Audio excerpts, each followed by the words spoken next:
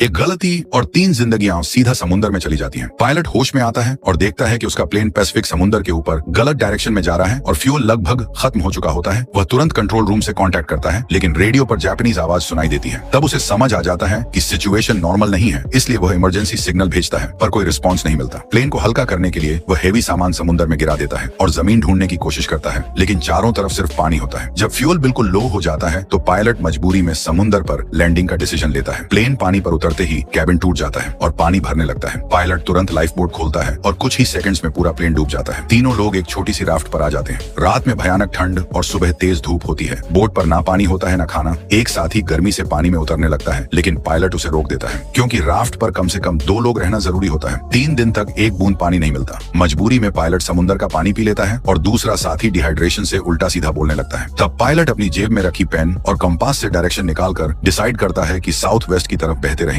उसी रात बारिश होती है और वे कपड़ों से मीठा पानी जमा कर लेते हैं। 5वें दिन एक शार्क पकड़कर उसका मीट खाते हैं, लेकिन खून की स्मेल से और शार्क्स आ जाती है और एक साथी के हाथ पर कांट लग जाता है। दिन गुजरते जाते हैं, सबकी ताकत कम होती जाती है। करीब 30 दिन बाद भयानक तूफान आता है और एक बड़ी लहर राफ्ट को पलट देती है। पायलट पानी में गिर जाता है, लेकिन लास्ट स्ट्रेंथ लगाकर वापस चढ़ जाता है। तीनों थक कर राफ्ट पर लेट जाते हैं और चुपचाप इंतजार करते हैं। तब अचानक दूर एक आइलैंड दिखाई देता है और 34 दिन और 1600 किलोमीटर बहने के बाद वे आखिरकार जिंदा बचकर जमीन तक पहुंच जाते हैं।